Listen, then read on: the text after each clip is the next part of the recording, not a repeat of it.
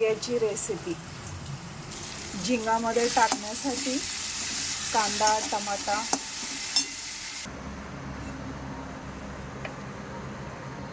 चटणी powder, मीठ,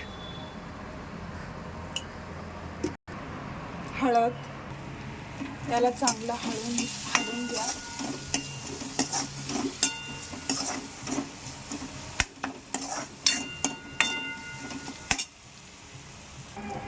मग झिंगा टाकून घ्या त्याच्यात.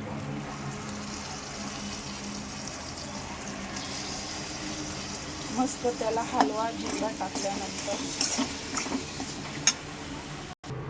मग मसाला तयार करून घ्या. हे बघा, अद्रक, अद्रक आणि लसूण आणि हे कोथिंबीरच्या काड्या, कारण की कोथिंबीर नाही आहे, मी विसरून गेली कोथिंबीर आणायचं, तर काय सध्याला हेच काम करून घेते.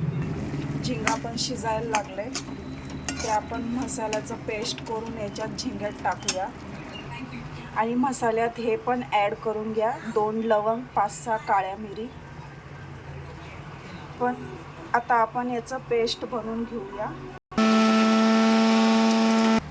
झालं मसाल्याचं पेस्ट. आता आपण झिंग्यामध्ये टाकूया हे पेस्ट. मस्त याला फिरून घेऊया.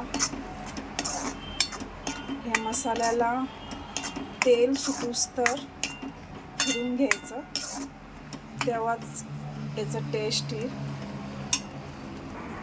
मिक्सरला लागलेला मसाला चांगलं धुवून त्याला त्याच्यात टाकून द्या.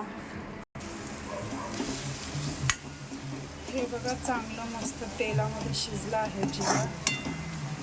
आणि याच्यातलं पाणी, जे मसाल्याचं पाणी आहे ते टाकून घ्या.